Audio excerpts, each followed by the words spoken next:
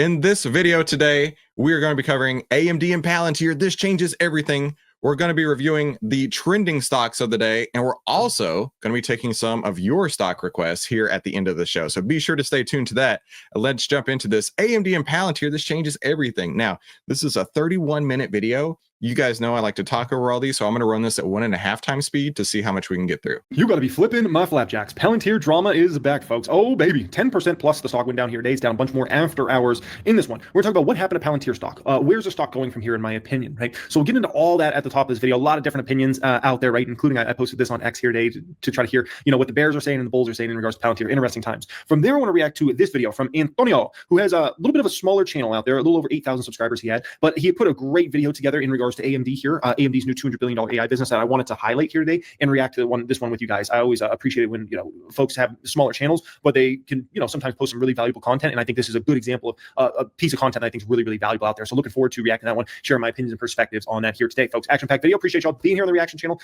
I missed it earlier. We are at 77,777 subscribers, and I missed taking the screenshot by 4 subscribers. I was so mad, but anyways, appreciate you guys being subscribed here. Thanks so much for being here. Additionally, if you're looking to apply to join private stock group, private wealth group, 1000xstocks.com, pin comment down there. You can click on that and fill out a form so you can get you access to that maybe this weekend or next week. And additionally, the second pin comment I'll put down there is if you want to follow me on Instagram. I don't post a lot of photos and things like that, but you know what I do? I do a lot of Instagram stories. Like if you follow me every single week, I post a lot of different Instagram stories. So if you want to follow me on there, I'll put that as a second pin comment down there if you use Instagram. Okay.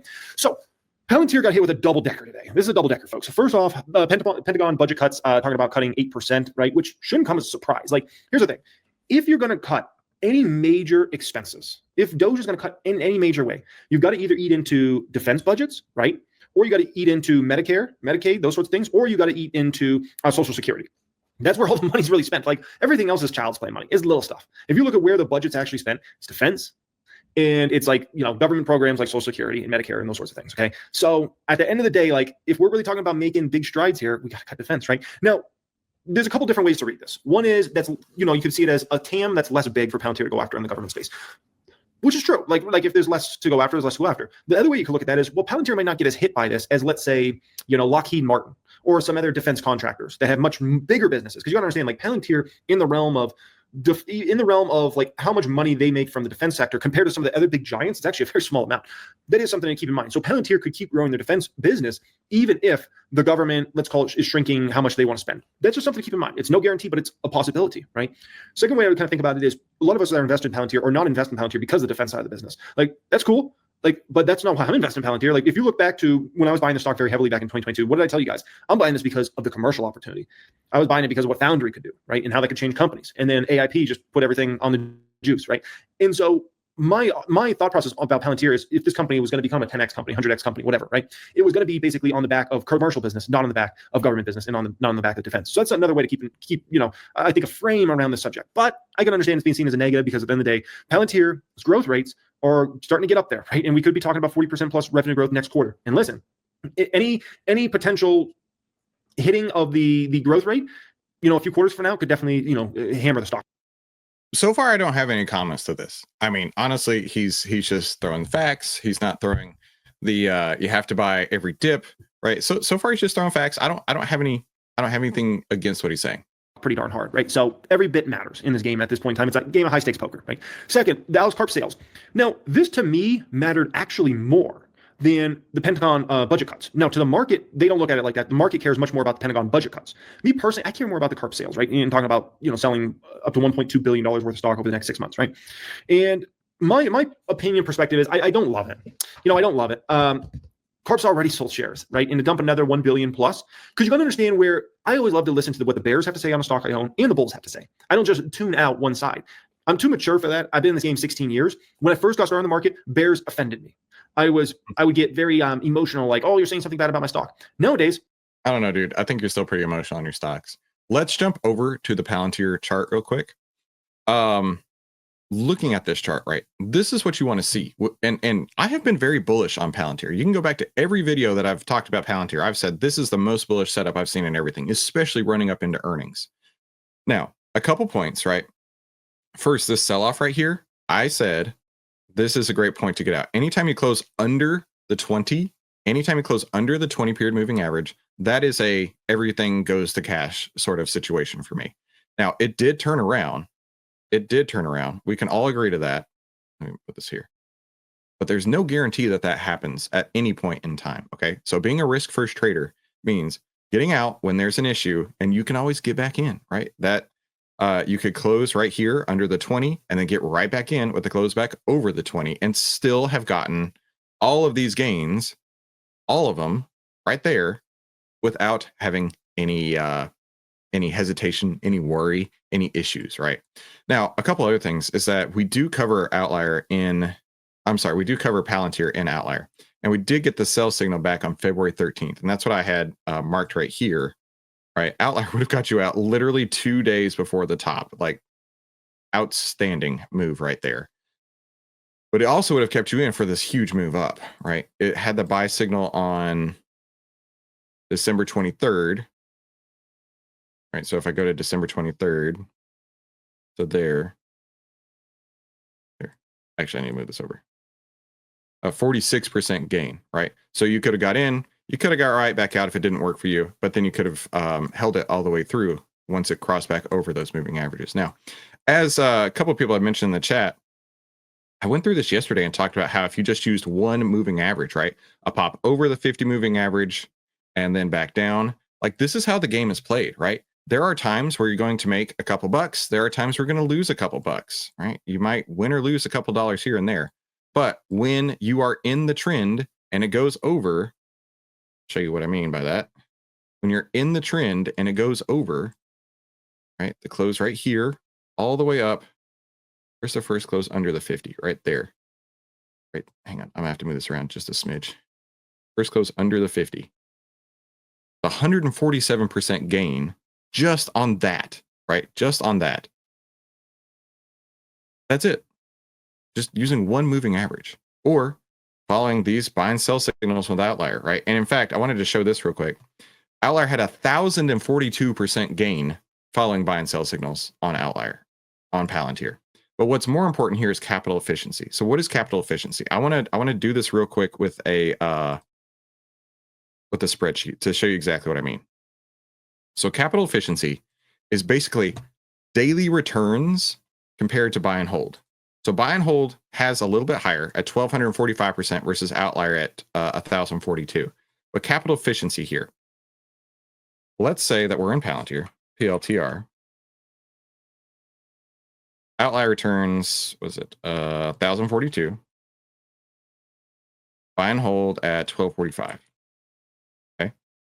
Invested in time in the market, 57%. So the other 43% of the time, you don't have to be in this stock. You could be in something else that's working, something else that's trending. Okay. And so that gives you, if I did my math correctly, oh, hang on. How many days did we get total? 279 days, 493 total trading days. So this was 279 and 493. 493.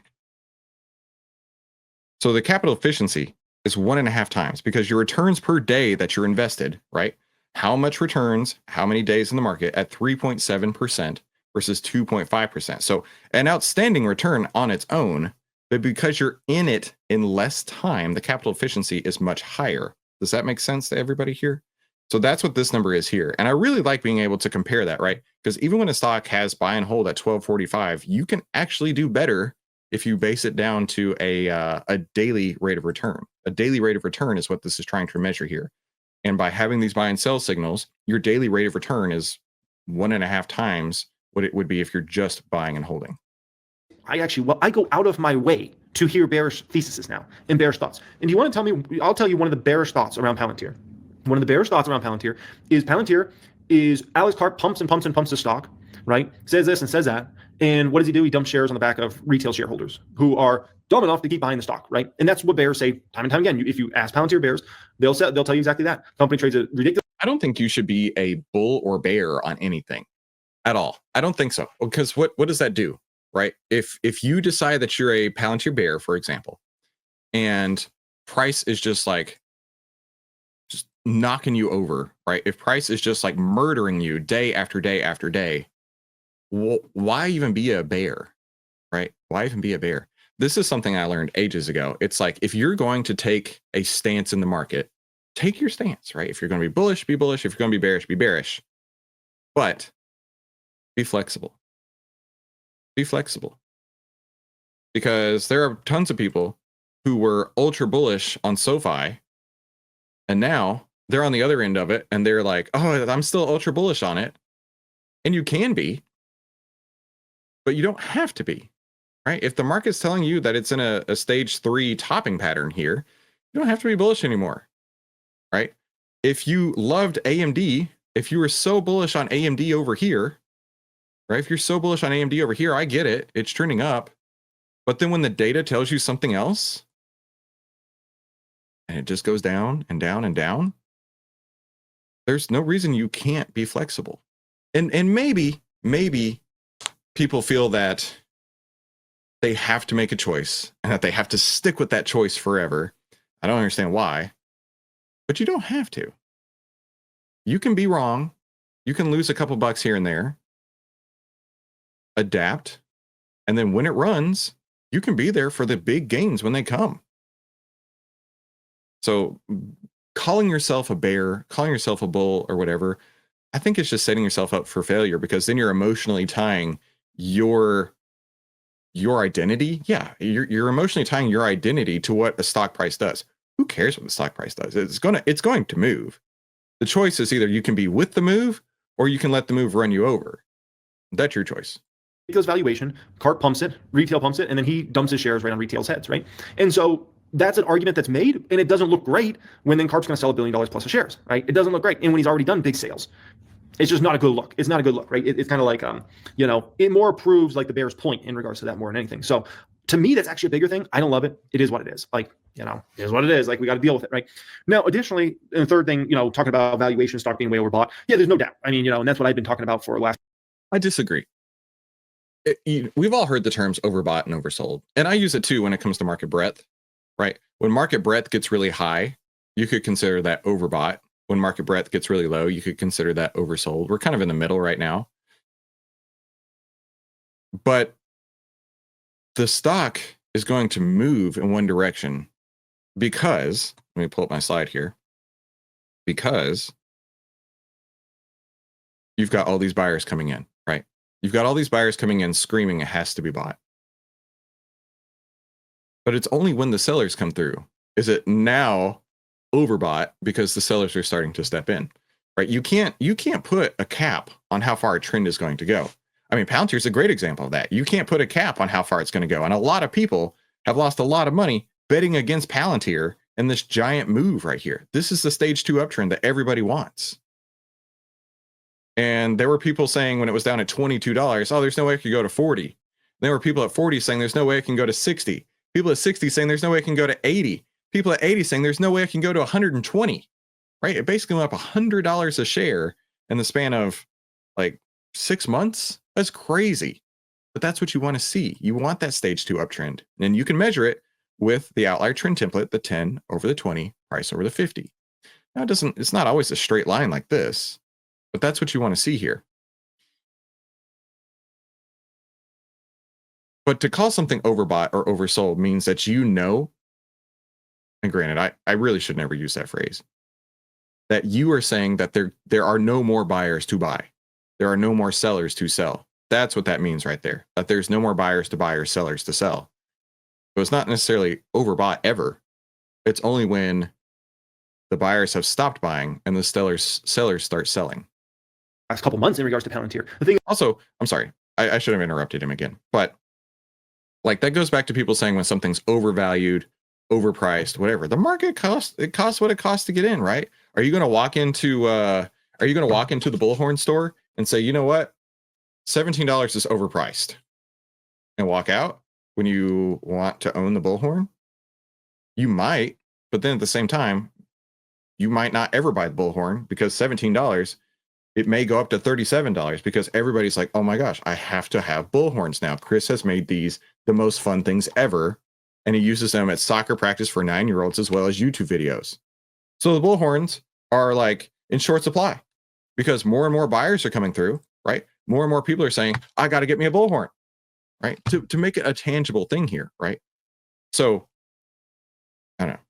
Is when you got a stock and that's just an incredible momentum uptrend there, like, just because it's overbought doesn't mean it can't get more overbought, right? And just because the P is pretty insane doesn't mean it can't get more insane. So that's something to kind of keep in mind there, right? Now, I was asking for other people's opinions in regards to this and kind of what they thought. Some people cared about it. Some people were kind of indifferent about it, right? The thing that's important to understand is there's many reasons why a CEO would sell shares or an executive would sell shares, right? It could be Carp's looking at it and he's like, this valuation is ridiculous. I need to sell shares, right? He could be looking at it from a perspective of most of my wealth is tied up in the stock. I need to diversify some wealth, right? He could. I think that's exactly it personally. High net worth individuals, they're different, right? They put most of their assets in, single stocks like this. Now they're going to have some real estate. They're going to have some other interests like this, right?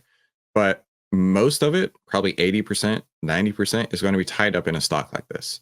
And, he's probably going to be borrowing against those shares for income. And that's a strategic play that most people can't do. But more than likely, like, he just wants some money. I mean, like, Jeff Bezos sold billions of dollars out of Amazon so he could go fund his Blue Origin, right? People need money, and it's okay if they sell out of it. You don't have to, like, even billionaires need some cash sometimes. You don't have to look at it like it's a fine, a detective. You're Detective Pikachu out here trying to figure out what's going on under the hood. Could be looking at it as he wants to use some money to found another company that's totally different than a Palantir. There could be a lot. There you go, your Blue Origin story. A lot of different reasons. You could want to go buy a mega mansion or a few mega mansions for that matter, right? There could be 1.2 billion different reasons why a CEO or an executive sells a stock, but always do remember, there's only one reason that a CEO or executive would ever buy a stock, and that's because they believe it's going to go higher, right? But when it comes to sales, there's a lot of different reasons. So that's just something to kind of factor in there and kind of keep. David said exactly that. Insider buying is much more relevant than selling. In mind, my opinion is, this will definitely dent Palantir a bit for a while here, right? There's no doubt in my mind, at least, that this will dent it for a little bit. And the reason being is you got the double decker, right? If it was just one, if we just had to deal with the Carp sales, 1.2 billion over the next 6 months, or if we just had to deal with the, Pentagon cut and defense budget, that would be one thing. But the fact that you got both on a stock that already had a massive valuation, that's where it starts to actually, the momentum starts to fade. And you got to understand there's a lot of momentum traders in this, a lot of swing traders in it. And the more this one flushes, the more it will flush, essentially, because you get more and more just saying, buyers beget buyers, sellers beget sellers. The market cycle continues. Right. I had somebody in the comments the other day say, Chris, you keep showing the same slides. It's so boring. Yeah, because this is what is the market. This is a historical representation of these people. Yeah, it's that because it's true. Right. The names change, the buyers and sellers change, but the human behavior is the same every time. Saying abandon ship, right? So you got to understand there's some people that have been buying Palantir 124, 125 recently. If you're a trader and you were buying the stock the other day at 124 because there were 125, guess what? Stock's at 107 right now. Oh boy, what happens if this? Okay, so here's I wanna mention something since he mentioned this price up here, right? What happens is that people get so excited when we're hitting these market tops, and I'm not saying that it's about to crash back down, but we did just see this, which somebody corrected me in the comments as well. This is actually the wall of worry. I called it the slope of hope.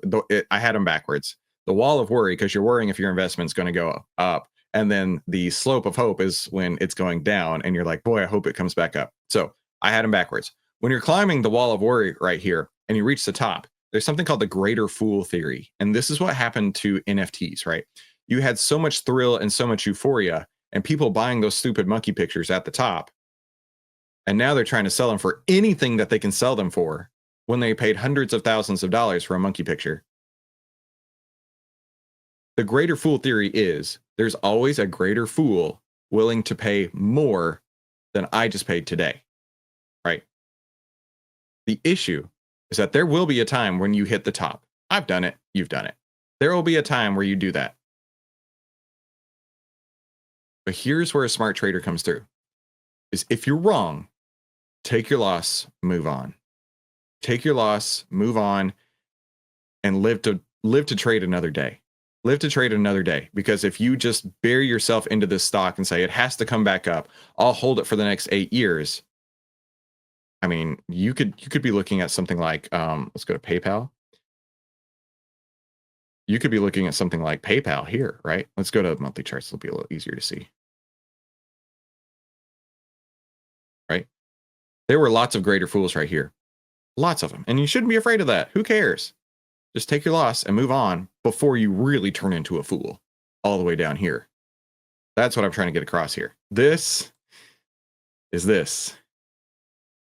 And it's the same thing over and over. because it repeats itself over and over. So let me introduce myself real quick. I know I'm just a random guy on the internet, but my name is Christopher Ewell. I've twice been awarded top 100 people in finance. I was mentored by 5 of the market wizards, the best traders of all time. I've been successfully trading since 2009, and this is where we save time, make money, and start winning with less risk together as a team. Of course, we will continue to look at those trending stocks in just a couple minutes after the video, but go ahead and subscribe if you haven't already. Well, let's get back over here. This goes down to 100. If it goes to 95, like stop losses will be hit left and right from the trader community. And you got to understand that, right? So, and I also think, from some of the longs, this might be the first time that some of them consider maybe taking some profits because it has been a heck of a run in Palantir. And for some of the longs, they might not have been taking profits, and this might be the first kind of shake up to be like, okay, you know what? Let me maybe take some off the table. It's been a heck of a run. So, we'll see what happens. But that's kind of my opinion and perspective on what will transpire from here. Alrighty, let's get into some AMD. To the best investor. What I was saying earlier when the audio wasn't working right, I was saying how meta would it be if he's going to do reaction videos on other people? If Jeremy did a reaction video of me doing a reaction video of him, that would be hilarious. He and his team chickened out twice at the meetings that we had set up, ghosted me twice. So I don't know, but let's see where this goes here. Investing podcast in the world. In today's episode, I'm going to be talking about AMD's new and secret $200 billion business that the market doesn't even know exists at the moment. The market is basically ignoring the vast potential of... Okay.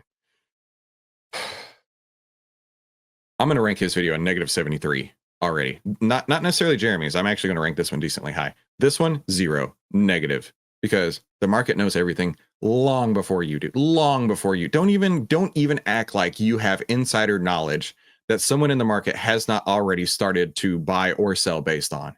If you're telling me that you know better than the market, then what you're saying essentially is that not only does the market not care and not want that business, but the price has been going down in AMD. Not that you can see it, but the price has been going down on AMD. Let's go to OVTLYR. I know that worked earlier. The price has been going down on AMD for ages now. So basically what you're saying is that this secret business, this $200 billion secret business, the market already knows about it, and they already said they don't want it. AMD's FPGA technology, which paves the way for an uncontested $200 billion business. This would be the second time Lisa Su decides to pursue an opportunity that the market doesn't understand. And the last time she did that, a decade ago, the stock went up 25x. So let's get deep into it. Since acquiring Xilinx, AMD has been positioning itself to lead what is projected to become a $200 billion plus market. One of the things that I don't think AMD gets enough credit for is how diversified their business is and how much more diversified this business is going to get over the next 5 or 10 years. NVIDIA, and I saw an argument made around NVIDIA recently, and there's no shots at NVIDIA. I'm just pointing out different things I see out there. But essentially the thought was, NVIDIA is so dominant, obviously in the data center market right now with all these big tech companies, right? And we're kind of talking about exposure and how much exposure you get to NVIDIA and how concentrated NVIDIA is on that specific segment, right? And I understand that could be seen as a positive for right now, but I'm like, as soon as these companies, let's say, start worrying more about cost, and that could be as soon as the back half of this year in 2026, suddenly everybody's going to look at NVIDIA and see that as a major risk because they're going to be saying 88% of your business or 90% of your business is all concentrated in this one area that all of a sudden, let's say in the back half of this year or next year, companies start worrying about costs a little bit, right? And so AMD's got a very well diversified business with a lot of major growth opportunities, and AMD's going to end up, in my opinion, position themselves where they're going to be the one to likely undercut the market a bit. And so if these companies are looking for a more affordable solution that is still extremely high end, I think AMD is going to win a lot of business there, probably starting in the back half of this year and going all the way into 2026, 2027, 2028. So I just don't think AMD gets enough credit for that or enough respect. But I think if we fast forward 18 or 24 months from now, it'll be a completely different story. And I think people will understand the point I just made here. By the end of this decade, AI at the edge. This strategy is powered by FPGAs, field programmable gate arrays, the breakthrough technology brought in through the Xilinx acquisition that enables chips to dynamically reconfigure. A lot of people forget AMD bought Xilinx, which was a very fast-growing company when AMD bought it. Lisa Su and AMD, they didn't just spend all that money just to spend all that money. Xilinx has to have some incredible technology, which is why AMD was willing to make that purchase. I was looking into Xilinx. Okay. So the first half of the video, he's talking about just stuff going on with Palantir, right? Now I feel like he's pumping AMD. Like I feel the pumpage. Do you feel the pumpage too? I feel the pumpage. A Jeremy hammer. Hey, Joe Love said, Chris said, buy this monkey hammer meme coin and you'll be a millionaire. No. I said you'd be a billionaire. Manny, what are you looking for when it comes to market breadth when picking an individual stock? Good question. So I go into OVTLYR and this is the full stocks market breadth. And so since Manny asked, let me jump over to the master key here. Market breadth and sector breadth. So this is the market breadth right here. This is all the stocks we cover, the 2,500 we cover. Then I'll switch down to like financials because I'm a financial guy. And then if the financial sector is also bearish, then I'm not interested as well. Does that make sense? And then we can go over to, I think I saw somebody say that wasn't real estate, it was energy. I think I heard somebody say energy was starting to look good. Oh yeah, look at that. So if the market breadth had been bullish, right? And then I saw the sector breadth being bullish here, then I would start to look in the energy sector for new opportunities. That's what I'm trying to say there. So excellent question for Manny. Xilinx before AMD bought them, actually, quite a bit before they. And I thought Xilinx had some pretty amazing tech. I was just trying to figure out, like, what's their long-term TAM and things like that. And the next thing you know, all of a sudden AMD ended up, rumors started, and then AMD bought it in real time. This property promises to enable FPGAs to run neural nets more efficiently in smaller devices. Looking ahead, AI will expand beyond data centers, integrating into billions of edge devices. Running AI on these devices demands specific capabilities, namely superior energy efficiency and versatility. FPGAs excel in this regard, far surpassing other chip types, and Xilinx stands as the undeniable leader in this domain. The runner-up by a wide margin is Altera, which was acquired by Intel in 2015. With Intel struggling to remain competitive across the board, AMD Xilinx is now blue skies ahead. As a result, the acquisition has positioned AMD far ahead of its traditional rivals, effectively making it nearly impossible for them to challenge AMD in this rapid. This feels like another AMD pumper video. We don't need those. We don't need those. You outliers don't need those, right? Now, let's take a look. If we zoom in micro level on AMD, micro level, right? We did have a cross over the 10-period moving average. What does that mean? Let me go to my cheat sheet here. The 10 EMA is an indicator of a short-term trend. So if it crosses over and closes over the 10 EMA, that actually means that it's a short-term bullish trend. Now let's also look at the 20, a reversion to the mean after an extended trend, right? So it's come down and it's going back up, reversion to the mean on the 20-period moving average. So if we zoom out just a little bit, you'll see AMD has multiple times come and kissed, maybe even taken on a date. It hasn't gone past first or second base here for AMD every time it's got up to a 20-period moving average, right? I don't think it's going to again. No, I could be wrong. And that's the thing. As a trader, be okay if you're wrong. Be okay with that. There's nothing wrong with being wrong. There's nothing wrong with being wrong. That could be a new catchphrase for us. There's nothing wrong with being wrong. There is something wrong if you decide to stay wrong, right? There's nothing wrong with being wrong. So we'll see if it continues on this trend, but I think the more likely scenario is it gets monkey hammered right back down to where it came from. But I don't know. I could be completely wrong, and that's okay. So I'm going to stop that video here. We're going to look at trending stocks in just a minute. I want you to evaluate. I want you to give me the value that you would have ranked this video here. And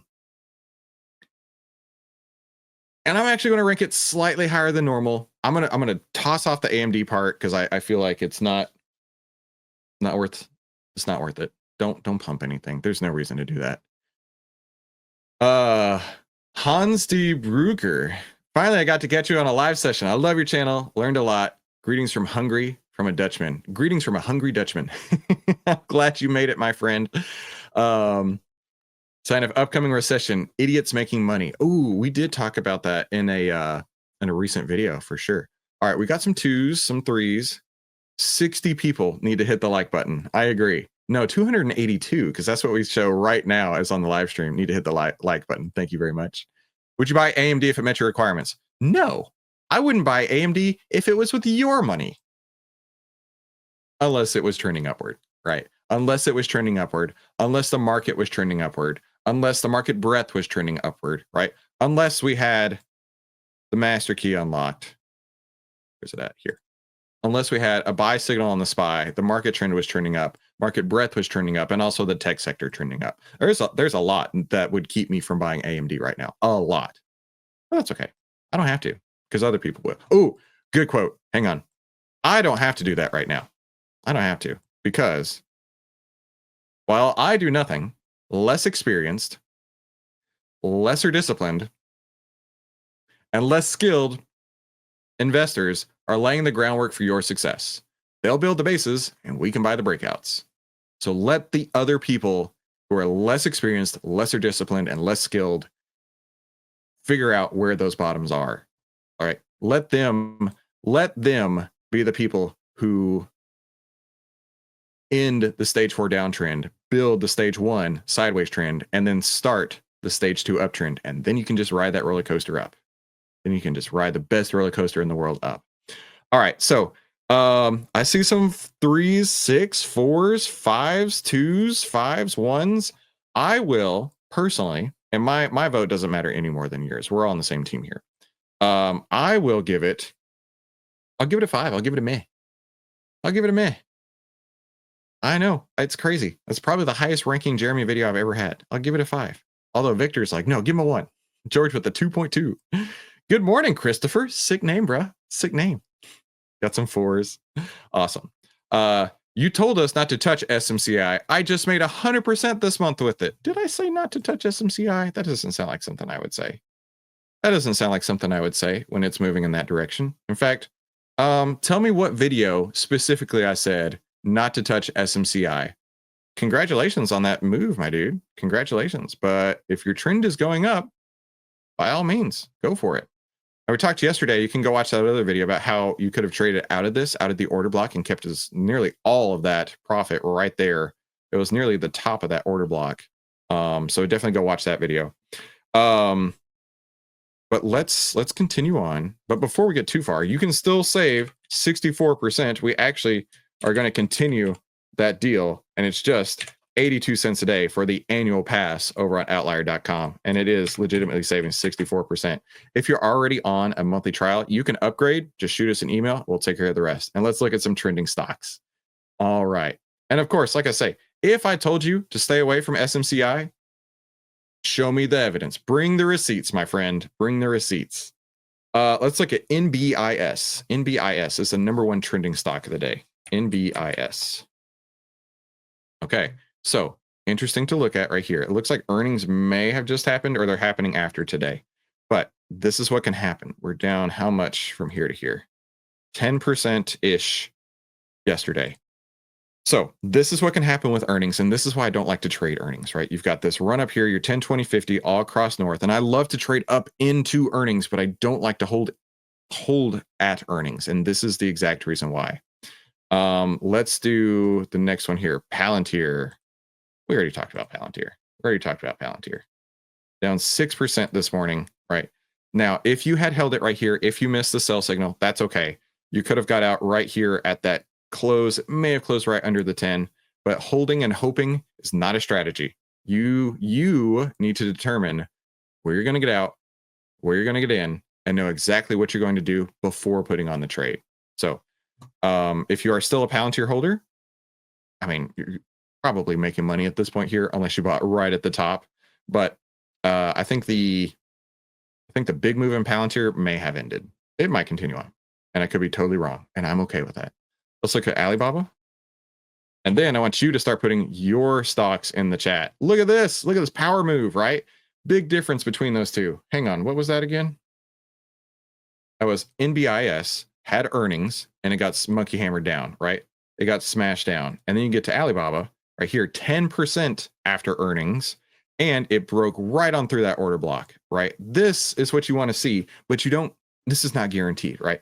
Your 10, 20, 50 all across north, and then you can see the order block right here gave it a little bit of rejection, and then bam. If it closes above this, that order block's gone. I would give it 3 days at this point here to see if it's a gap and go or a gap and crap, right? Lyft is a great example of a gap and crap, because it went up, it gapped up, and then it went down like basically right after that point. So drop your stocks in the chat. Let's take a look at a few of them. If they're covered in OVTLYR, OVTLYR covers 2,500 stocks. We will look at those in there as well.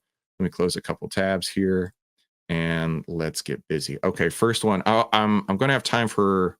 Let's call it 5. Intel. James wants to look at Intel. I know Intel's been getting a lot of excitement right now. Okay, Intel. Big move up.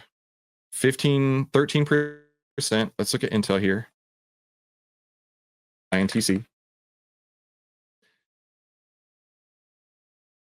I noticed this morning these were running a lot snappier, about 6 seconds start to finish, which is pretty cool. We're making some huge upgrades. In fact, just yesterday, Mahesh was showing me the new charts that are coming through, which they're going to look just as good as TrendSpider. So I'm really excited about that. We got that buy signal on February 13th. That's what we were measuring right here. And you can see it went from, okay, let's paper trade this out, okay? paper trade this out. February 13th, heat map of G12. So if I were trading G12, I would look for a 10-point spread, so G22 to get out. Now, that's just selling into strength. That doesn't mean you have to. It's just what I would do.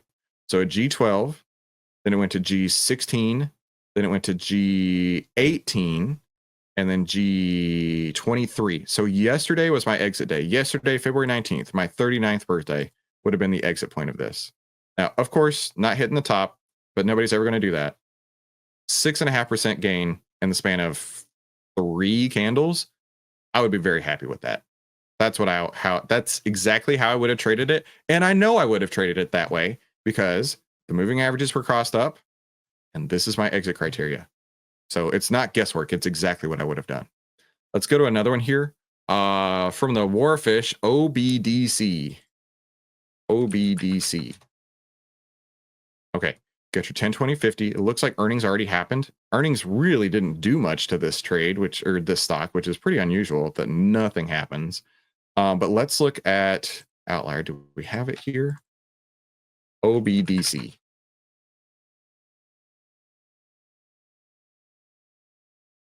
All right, Blue Owl Capital Corporation.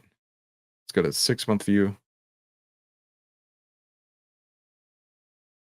And looking at this, we can see that buy signal came on February 14th with a heat map value of G10. The heat map values go from 0 to 50, and it shows you how greedy people are getting or how fearful people are getting. So a G10 was the opening, and I would hold that for a 10-point spread personally. So it's at G10, then it went to G13, and then it went to G17, and today it's at G22. So today is an exit signal for me. Now, I only trade at the end of the day, so wherever this lands at the end of the day is where I would be getting out. If we were to have followed it at February 14th to now, not much. I mean, oh, this is a $15 stock. At 9 cents, 58 basis points right there. That's okay. I mean, let's say we got out at the open, 1.5%. That's a lot better. But I would hold this until the end of the day because that's how I trade. You do you. But that's how I would have traded the OBDC. Let's look at the crowd. CRWD. Over here. By the way, I like how none of these have been falling knives. I like how none of these are Jeremy stocks so far. Okay. So you've got a really strong uptrend here. You're 10, 20, 50, right? Let's look at this. So, I mean, market cycle perspective, right? You've got your stage 1, your stage 2 was really short, your stage 3 was very short, your stage 4. And then looks like it built a stage 1 that was drifting upward. Maybe another stage 1 right here. And now it's looking like it's in that stage 2. So let's look at this. If it closes under the 10, I would get out today, no matter what, because that's a rule of mine. If the 10 EMA is broken, I'm out. But let's look at the buy and sell signals here. Oh, we got a sell signal. What day did we get that sell signal? It might have been today. Yeah, it looks like it's today. Let me zoom into the 6-month point.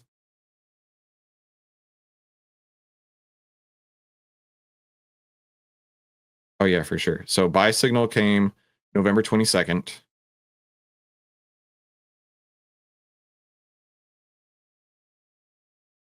Sell signal came today. Today. It hit a heat map value as high as 38.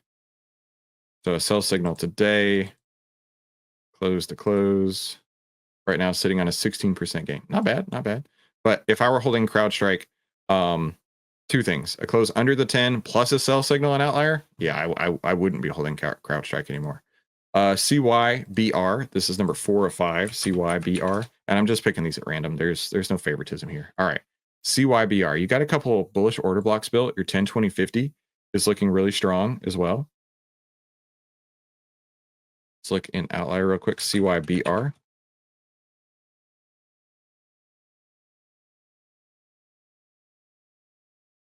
Got some news over here that caught my eye. 4 cybersecurity stocks to buy for stronger portfolio security. Let me refresh the page.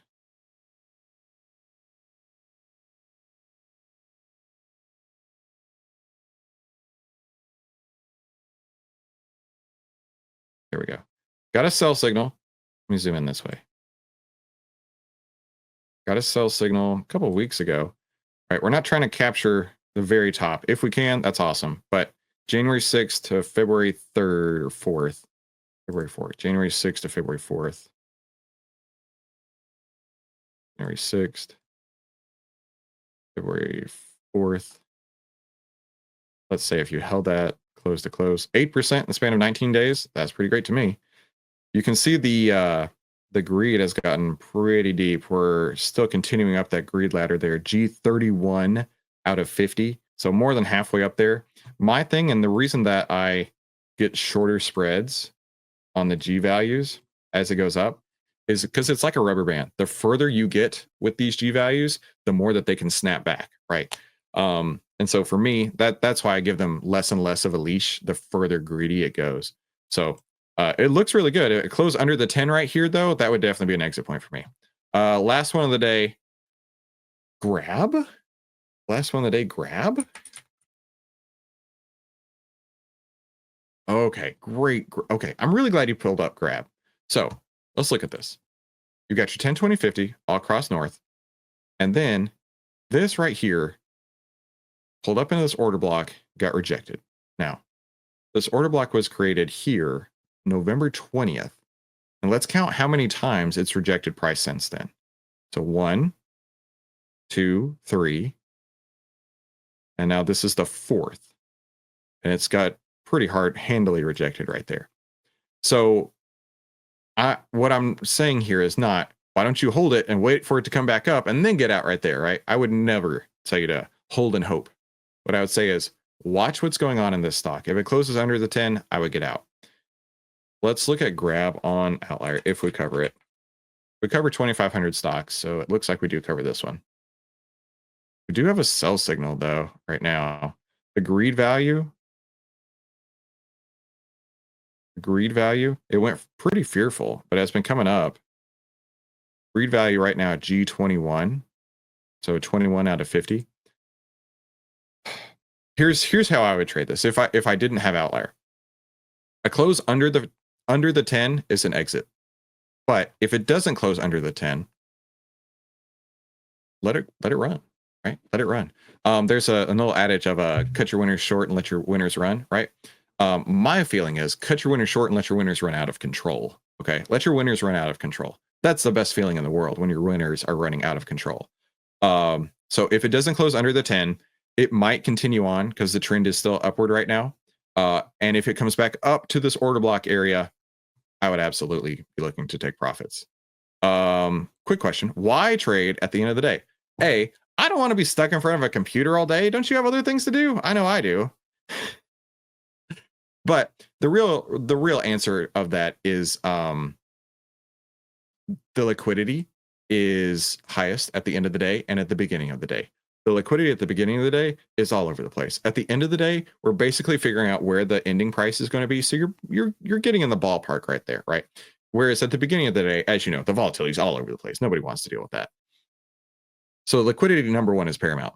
And number two, lifestyle, right? If I'm only trading at the end of the day, then I don't have to stress what all these intraday moves mean. They don't mean anything to me until I'm at the end of the day.